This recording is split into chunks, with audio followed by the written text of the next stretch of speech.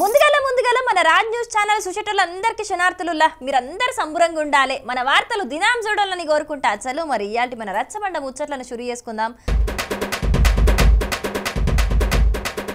Telangana budget సమావేశాలు ఇయాల governor ప్రసంగంతోని షాలైనయుల్లా ఇక రేపు గవర్నర్ ప్రసంగానికి ధన్యవాదాలు చెప్పే తీర్మానం ప్రవేశపెట్టి దానికి ఆమోదం తెలుపుతారట 19వ తారీఖు నాడు సభల బడ్జెట్ను ప్రవేశపెడతారట మరి ఇయాల సభల ఏం జరిగింది ఏం కథ పురాగర్చుకుందాం పండి Women are not just beneficiaries of development, they are the drivers of progress. Telangana is leading by example, ensuring that every woman has access to education, employment, financial security, personal freedom. I commend wholeheartedly the efforts of my government on women empowerment. Youth empowerment, my government is dedicated to empowering the youth through the establishment of Young India Skill University. By fostering innovation and providing top-tier training via advanced technology, ATCS, we are equipping young talent with globally competitive skills. This initiative highlights our commitment to building a skilled workforce that will drive the state's progress and prosperity.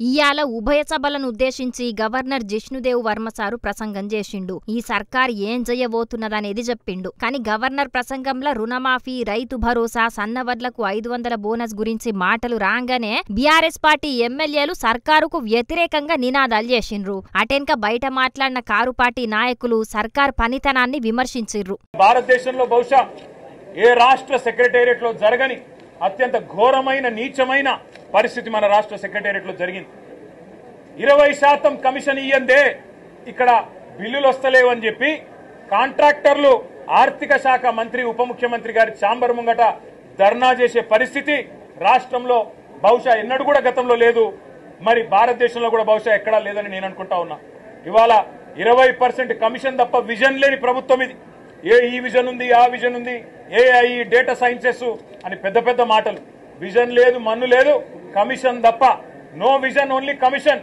Only 20% commission అనే విధంగా ఇవాళ ప్రభుత్వాన్ని నడుపుతూ ఢిల్లీకి మూటలు పంపుతూ ఇక్కడ చిన్న కాంట్రాక్టర్లను సర్పంచ్లను చిన్న వ్యక్తులను వేధించి చివరికి ఓవర్సీస్ స్కాలర్షిప్లు ఇవ్వకుండా గురుకులాల్లో తిండి పెట్టకుండా ఈరోజు పిల్లల్ని చంపుతున్న అరాచక ప్రభుత్వం రేవంత్ రెడ్డి ప్రభుత్వం కాంగ్రెస్ ప్రభుత్వం కనీసం గురుకులాల్లో ఉండే అధ్వానమైన పరిస్థితుల గురించి ఒక్క మాట చెప్తారేమో అనుకున్నాం దాని గురించి ఒక్క మాట లేదు చనిపోయిన 83 మంది పిల్లలకు కనీసం ఒక మాట సానుభూతి చెప్పి సంతాపం చెప్తారేమో అనుకున్నాం ఒక్క మాట కూడా వారి గురించి ప్రస్తావన లేదు ఈ సర్కార్కు విజన్ లేదు ఏం లేదు కమిషన్ల మీదనే దృష్టి పెట్టిండ్రని మాజీ మంత్రి కేటీఆర్ గరానికచ్చిండు అన్ని వర్గాల ప్రజలు ఇబ్బందులు పడుతున్నారు విద్యార్థులు గోసపడుతున్నారు రైతులు పంటలెండిపోయి ఇబ్బంది పడుతున్నారు 480 మంది రైతులు జీవిడిచిండ్రు అయినా దాని గురించి గవర్నర్ ప్రసంగంలో ఒక్క మాట కూడా మాట్లాడలేదని ఫైర్ అయిండు ప్రజలకిచ్చిన ఏ హామీని కూడా నెరవేర్చలేదని అటు పువ్వు పార్టీ లీడర్లు సుతం సర్కార్ మీద ఫైర్ అయిండ్రు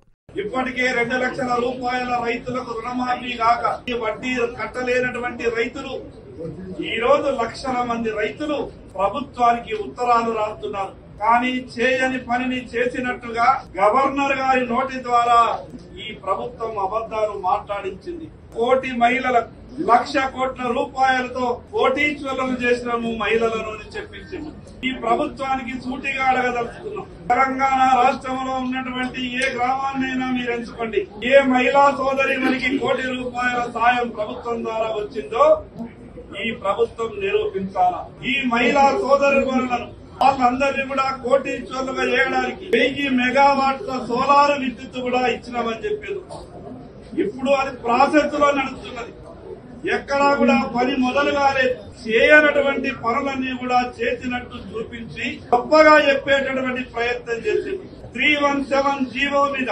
ఉద్యోగులు ఇబ్బంది పడుతున్నారు భర్త ఒక దగ్గర భార్య ఒక దగ్గర పిల్లలు ఒక దగ్గర తల్లిదండ్రులు ఒక దగ్గర చెట్టుకొక్కలు పుట్టకొక్కలు ఈ రోజు తెలంగాణ ఉద్యోగులు 317 జీవో వల్ల ఉంటే దానిపై ప్రభుత్వం కనీస స్పష్టత ఇవ్వలేదు. ఇక కనీసం 20 రోజులు సభ నడపాలని స్పీకర్ను కోరినట్టు మాజీ మంత్రి హరీష్ అన్న చెప్పిండు గాని మొత్తం మీద 11 రోజుల దాకానే అసెంబ్లీ సమావేశాలు జరిగేటట్టు నిర్ణయం చేసిర్రట. 17వ తారీఖు నాడు ఎస్సీ వర్గీకరణకు చట్టబద్ధత, 18 తారీఖు నాడు బీసీ కులగణన రిజర్వేషన్ల మీద చర్చ చేస్తారట. 19 నాడు బడ్జెట్ ప్రవేశపెట్టి 21 నాడు బడ్జెట్ మీద చర్చ చేస్తారట. చూడాలే మరి బడ్జెట్ చర్చల సర్కారుకు ప్రతిపక్షాలకు నడుమ మాటల యుద్ధం ఎట్లుంటదో.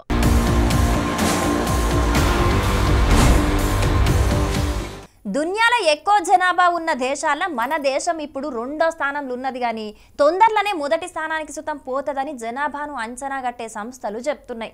ఇక జనాభాతోనట్టుగా మన దేశంలో పేదరికం సుతం ఎక్కువనే అవుతున్నది. అయినా కూడా ఎక్కువ మందిని కనాలే, ఇంకా జనాభాను పెంచాలి అంటున్నారు రాజకీయ నాయకులు. ఇక ఇవాళ అసెంబ్లీలో మాట్లాడిన ఏపీ సీఎం చంద్రబాబు ఏమన్నాడో ఇందాం పాని. Break silence, talk about population management. ఈరోజు మీరు కానీ మాట్లాడకుండా ప్రతి ఒక్క కపుల్, ప్రతి ఒక్క ఆడబిడ్డ 2 కంటే ఎక్కువ పిల్లల్ని ఉత్పత్తి చేయాలి అంటే కనాలి. ఈ మాట మాట్లాడాలి. మీరు మీ ఊర్లో ఇస్తాం, మీ కాన్స్టిట్యున్సీ ఇస్తాం, మీ మండలంలో ఇస్తాం, కానీ మీ ఫ్యామిలీలో కూడా మానిటర్ చేస్తాం ఇంకా రాబోయే రోజుల్లో. ఆ స్టేజ్కి వస్తున్న ఆ దిశ. ఇన్నరా 2 వద్దు 1 ముద్దు అనే పరిస్థితి నుంచి ఇప్పుడు 2 వద్దు 3 ముద్దు అనే కాడికి వచ్చింది. అట్లా అని మన దగ్గర ఏమన్నా జనాభా తక్కున్నదా అంటే అట్లా కూడా ఏం లేదు. కాకుంటే ఉత్తర భారతదేశంలో ఉన్న రాష్ట్రాలతోని చూసుకుంటే దక్షిణ భారతదేశంలో ఉన్న రాష్ట్రాల్లో జనాభా తక్కువనే పెరుగుతున్నది. బీహార్, ఉత్తరప్రదేశ్ రాష్ట్రాల్లో 3-4ని అంటున్నారు గాని మన దగ్గర మాత్రం 1 లేకుంటే 2నే అంటున్నారు. దీంతోని జనాభా పెద్ద మొత్తంలో పెరుగుతలేదన్నట్టు. ఇక జనాభాను సెంటర్ సర్కారు కొన్ని నిధులు విడుదల చేస్తది. అట్లనే పార్లమెంట్ స్థానాలు సుతం జనాభాను బట్టే పెరుగుతాయని అంటున్నారు. కాబట్టి ఆ లెక్కలు తీసే లోపట్నే జల్దిన పిల్లల్ని గనాలని సీఎం చంద్రబాబు సార్ అంటున్నాడు. అవసరమైతే లగ్గమై పిల్లలు పుట్టనోళ్ళ లెక్కలు కూడా తీసే పని ముంగటేసుకొని వాళ్ళకి అవగాహన కల్పిస్తారట.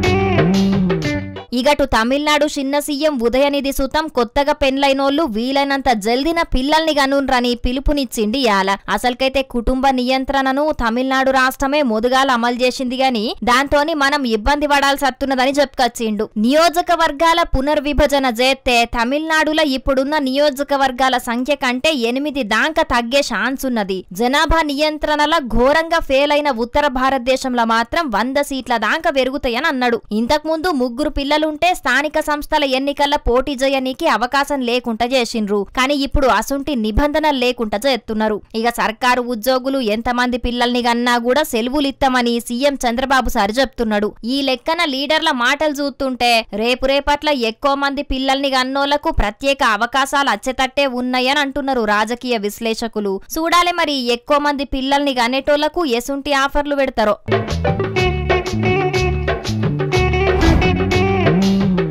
పంకపాటిల పోయిన 5 ఏళ్లు ఒక వెలుగు వెలిగిన మాజీ ఎంపీ విజయసాయిరెడ్డి సారు 3.5 ఏళ్ల పదవీ కాలం ఉన్నా కూడా రాజ్యసభ సభ్యత్వానికి రాజీనామా చేసి వ్యవసాయం చేసుకుంటానని చెప్పిండు. కానీ ఈ ముచ్చట్ల కొంతమంది పంకపాటి లీడర్లు మాత్రం బగ్గని కోపానికి వచ్చిండ్రు. ఇగటు మాజీ సీఎం జగన్ సుతం ఆయనకు విలువలు లేవన్నట్టుగానే మాట్లాడిండు. అయినా ఇన్ని రోజుల దాకా బయటికి రాని విజయసాయిరెడ్డి ఇవాళ బయటికి వచ్చి మాట్లాడిండు. మరి ఆయన ఏం మాట్లాడిండు, ఏం కథ పురాగరుచుకున్నదా? భయము అనేటటువంటిది ఈ బ్లడ్లోనే లేదు. భక్తి అనేదే ఉండింది, ఇప్పుడు కూడా ఉంది. భక్తి ఇంతకుముందు నాయకుడి మీద ఉండింది, ప్రేమ ఉండింది. కానీ ఇప్పుడు ఉన్న దేవుడి మీదనే ఉంది. ఎందుకనంటే మనసు ఎన్ని కష్టాలకి ఓర్చుకొని నాకు ఇన్ని పదవులు ఇచ్చాడు, నేను కాదన్నా. కానీ అవమానాలు, నేను పడ్డ కష్టాలు అన్నీ కూడా ఒక్కసారి తలుచుకుంటే మనసు విరిగిపోయేది. ఇన్నరా పాపం ఇన్నేళ్ల సంధి ఎన్నో అవమానాలు భరించుకుంటా కూడా పార్టీలనే ఉన్నాడట. ఇప్పుడు మాత్రం మనసిరిగిపోయి ఆ పార్టీలకెంచి బయటికొచ్చిండట. నేనేం మారలేదు, అప్పుడు ఇప్పుడు ఒక్క తీరే ఉన్నా గాని మా నాయకుడే మారిండు. మా నాయకుని చుట్టూ కొంతమంది చేరి మారుస్తున్నారు. వాళ్ళ మాటలినుడు బంధు పెట్టాలని చెప్పిండు. కానీ ఆత్మ గౌరవం, ఆత్మవిశ్వాసం, నేను ప్రలోభాలకు లొంగల. మా నాయకుడు నన్ను ప్రలోభాలకు లొంగావన్నాడు. నేను భయపడ్డానన్నాడు, నేను భయపడలా. విశ్వసనీయత కోల్పోయానన్నాడు, విశ్వసనీయత కోల్పోలే. ఆ 3 యథాతిథిగా అప్పుడు ఎట్లున్నాయో ఇప్పుడు అలాగే ఉన్నాయి. ఇప్పటికైనా మా నాయకుడు కోటరి మాటలినుడు బంధు పెట్టకుంటే ఇంకా నష్టం జరుగుతది. భవిష్యత్తులో కూడా ప్రజలకు ఇంకా సేవ చెయ్యాలి కాబట్టి ఎవరు తప్పు చెప్తున్నారు, ఎవరు తప్పుదోవ పట్టిస్తున్నారో అధినాయకుడు తెలుసుకోవాలి. లేకుంటే జగన్ కు భవిష్యత్తు కష్టంగుంటది. జగన్ ను ఎవరన్నా కలవాలన్నా కోటరికి మేలు చేస్తేనే పని జరుగుతది. జగన్ చుట్టూ ఉన్న కోటరి జయంగానే నేను పార్టీ ఇడిచిపెట్టాల్సి వచ్చిందని చెప్పుకొచ్చిండు. ఇక ఇన్ని రోజులు విజయసాయిరెడ్డి పార్టీ గురించి బయటికొచ్చి పెద్దగేం మాట్లాడలేదు గాని ఇప్పుడు మాత్రం ఏర్పడకుండా సురుకులంటిచ్చినట్టే మాట్లాడిండు. మరి దీని మీద పంకపాటి నాయకులు ఏం మాట్లాడతారో తెలియదు గాని ఇగటు నటుడు పోసాని కృష్ణమురళి సుతం పార్టీకి రాజీనామా చేసి రాజకీయాలకెంచి తప్పుకుంటున్నానని చెప్పిండు గాని ఇప్పుడు అరెస్ట్ అయి జైలుకు పోతే మాత్రం మాజీ సీఎం జగన్ తో నట్టుగా పార్టీ నాయకులంతా అండగున్నారు. మరి విజయసాయిరెడ్డి మీద కూడా కేసులైతున్నాయి కాబట్టి పంకపాటి నాయకులు అండగుంటారో లేకుంటే రాజీనామా చేసినోడు సప్పుడేకుండకుండా పార్టీకి నష్టమయ్యే మాటలు మాట్లాడుతున్నాడు కాబట్టి పట్టించుకోకుండా వదిలేస్తారో చూడాలి మరి.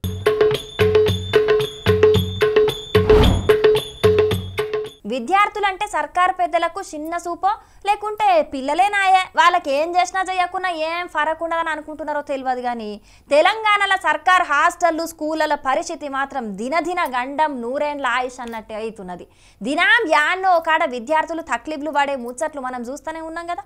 ఇక ఇప్పుడు దేశంలోనే పేరు పోయిన ఉస్మానియా విశ్వవిద్యాలయంలో విద్యార్థుల పరిస్థితి ఎట్లున్నదో ఏందో మీరే చూడు.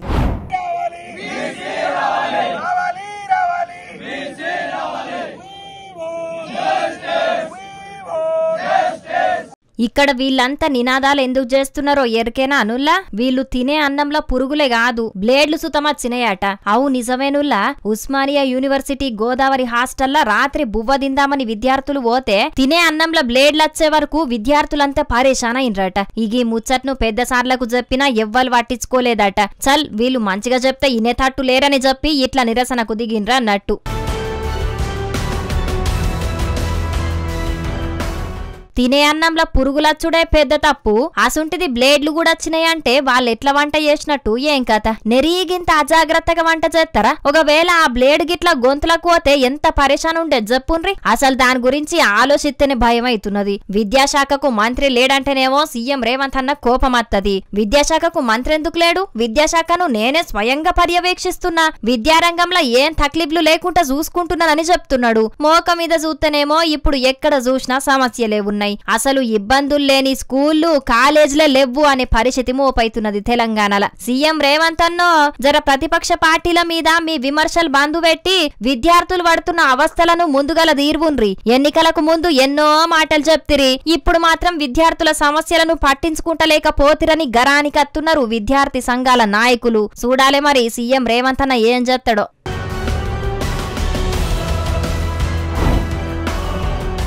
నిన్నయాల ఎవరిని నమ్మేటట్టేలేదుల్లా. పాపమని ఎవరికైనా సాయం చేద్దామంటే మంచి చేయబోతే చెడు ఎదురైందన్నట్టే అవుతున్నది. కొన్ని ముచ్చట్లు చూస్తుంటే ఇయ్యాల కూడా గిడొక అవ్వ ఎగిలి వారక ముందే ఇంటి ముంగట ముగ్గెత్తుంటే ఒక బద్మాష్ గడ ఏం చేసిండో చూద్దాం. చూస్తున్నారా అనుల్లా ఈ దొంగముఖపోన్ని? పాపం ఈ అవ్వ ఇంటి ముంగట ముగ్గేస్తుంటే వీనికి తెల్లారంగానే దూపైనట్టు మంచినీళ్ళు ఇయ్యమని అడిగిండట. పాపం అనిపించి నీళ్ళిద్దామని ఆమె ఇంట్లోకి పోతే వెనకాలనే ముఖానికి ముసుగు గప్పుకోనొచ్చి వీడి సుతం ఇంట్లకు దూరి ఆమె మెడలున్న 2.5 తులాల బంగారు గొలుసును ఎత్తుకపోయిండు.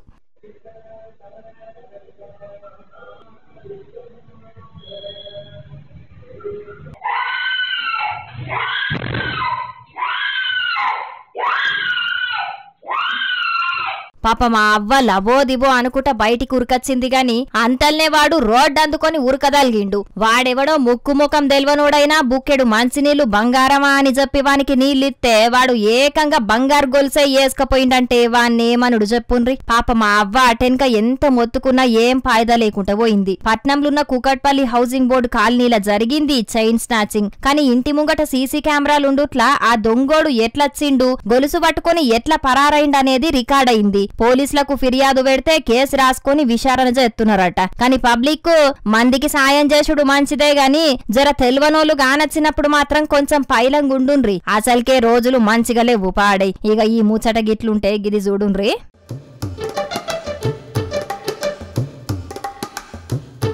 రంగారెడ్డి జిల్లా షాద్నగర్ పట్టణం 7వ వార్డులున్న సిండికేట్ కాలనీల గత 5 రోజుల సంధి బీహార్ రాష్ట్రం కెంచొచ్చిన ఈ దొంగోడు పగటిపూట రెక్కి చేసి రాత్రైందంటే చాలు తాళాలేసిన ఇండ్ల దొంగతనాలు చేస్తున్నాడట. అక్కడున్న సీసీ కెమెరాల్లో ఈ దొంగోని భాగోతం బయటపడితే కాలనీ జనాలంతా కలిసి వీని పట్టుకున్నారట. వెంటనే పోలీసులకు ఫోన్ చేసి వాళ్ళకి అప్పచెప్తే వాడు పోలీసుల దగ్గరకెంచి కూడా తప్పించుకున్నాడట. పోలీసుల చేతిలో నుండి వాడు చాకచక్యంగా చేతులు దులుపుకొని పారిపోయిండు.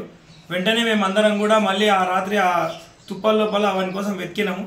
కానీ పోయినా కూడా మేము పోలీసులను అడిగినాం, సార్ మీరు ఇన్ఫర్మేషన్ ఏంటి స్టేషన్కి ఎట్లన్నా మళ్ళీ వస్తే ఇప్పుడు వెతుకుదాం సార్ దొరుకుతారంటే వాళ్ళు కొంచెం నిర్లక్ష్యంగా వ్యవహరించారు. అంటే మళ్ళీ స్టేషన్కి రిపోర్ట్ చేయకుండా ఎవరిని పిలవకుండా ఇంకా ఆ రోజు రాత్రి వాడిని వదిలేసి మళ్ళీ ఏం పట్టించుకోకుండా ఉన్నారు. మేము మళ్ళీ నిన్న వెళ్ళి మళ్ళీ కంప్లైంట్ ఇవ్వడం జరిగింది. కాలనీవాసులం అందరం వెళ్ళి కొంచెం కేసుని సీరియస్గా తీసుకోవాలని. ఎందుకంటే వాడు ఒక్కడే లేడు, వాటితో పాటు ఇంకా 4 గ్రూప్ ఉందని చెప్పి మాకు సమాచారము. వీళ్ళందరూ కూడా డబుల్ బెడ్రూమ్ ఇళ్లలో స్థావరం పెట్టుకొని అక్కడనే ఉంటూ రాత్రిపూట అక్కడ ఉండి ఇళ్లలో దొంగతనానికి పాల్పడుతుండు.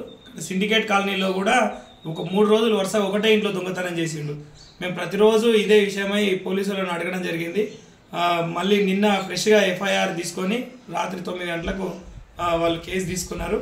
మేము టీం వేస్తాం సార్ అని చెప్పారు. ఇప్పటివరకు అయితే మా ఇంటికి అయితే క్లూస్ టీం ఎవరు రాలేరు, క్లూస్ టీం కానీ ఎవరు కూడా రాలేరు, చేయలేరు. మేమే వెళ్ళి పోలీస్ స్టేషన్కి వెళ్ళి మళ్ళీ కంప్లైంట్ ఇవ్వడం జరిగింది సార్. పోలీసులు నిర్లక్ష్యంగా ఉన్నారు కాబట్టే దొంగలు రెచ్చిపోతున్నారు. ఇప్పటికైనా పోలీసులు భద్రత కట్టుదిట్టం చెయ్యాలి. రాత్రిపూట పెట్రోలింగ్ చేస్తేనే దొంగల భయం లేకుండా మేము ఉండగలుగుతాం అంటున్నారు అక్కడి జనాలు. మరిగా పోలీసార్లు పెద్ద పెద్ద దొంగతనాలు జరగక ముందే జర జాగ్రత్త పడి దొంగగాళ్ల భర్తం పట్టుండ్రి, లేకుంటే జనాలు బుగులతోని ఇట్లనే భయపడే పరిస్థితి ఉంటది. కాబట్టి జర చూసుకోండ్రి.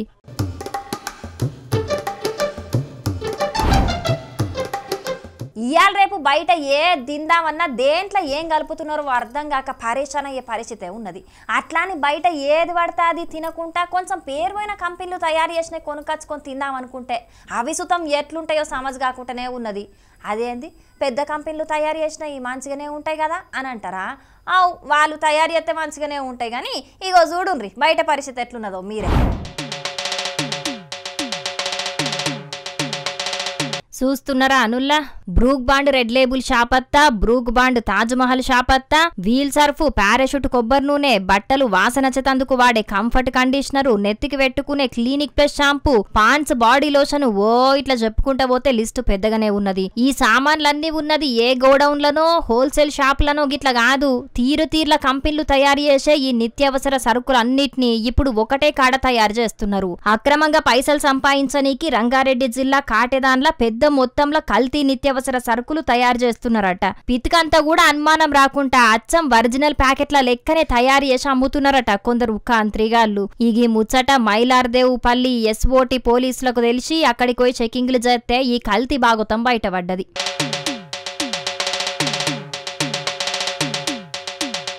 అరరరరే ఏం కల్తీగాళ్ళు మోపైనరుల్లా? ఇయాల రేపు ఏం తిందామన్నా ఏం కొందామన్నా పరేషానే ఉన్నది. అసలుకు ఏది నకిలీదో ఏది ఒరిజినలో కూడా తెలియకుండానే తయారు చేసి పాడి చేస్తున్నారు కొందరు బద్మాషిగాళ్ళు. పైసలు సంపాదించనీకి మనుషుల పానాలను సుతం పనంగా పెడుతున్నారంటే ఇళ్లను ఏ చెప్పులతోని కొట్టాలనో కూడా సముజైతలేదని తుక్కు తుక్కు తిడుతున్నారు ఈ కల్తీల ముచ్చట తెలిసిన అక్కడి జనం. మరి లేకుంటే అందుల్లా ఇంట్లో చిన్న పిల్లలు పానం మంచిగా లేనోళ్ళు కూడా ఉంటారు. అసుంటోళ్ళు ఇట్లా నకిలీ తింటే వాళ్ళ ఆరోగ్యాలు ఎట్లా దెబ్బతింటాయి చెప్పుండ్రి. అసలుకైతే ఇట్లా నకిలీలు తయారు చేసిన వాళ్ళకు వాళ్ళ నకిలీ సరుకులనే తినిపియాలి, వాళ్ళ ఇంట్లోలతోని సుతం అవే తినిపియాలి. అట్లయితేనే జనాల బాధ ఏందనేది వాళ్ళకి తెలుస్తది. మరి ఇక పోలీసార్లు ఇక్కడ ఒక్క కాడనే కాదు ఈ నకిలీగాళ్ళు అంతటున్నారు కాబట్టి అసలుకు ఎక్కడెక్కడ ఏమేం కంపెనీలు ఉన్నాయి, వాళ్ళు ఏం తయారు చేస్తున్నారు, ఏం కథ అనేది మంచిగా విచారణ చెయ్యుండ్రి. లేకుంటే ఈ కల్తీగాళ్ళు ఇట్లనే రెచ్చిపోతారు. కాబట్టి జర చూసుకోండ్రి.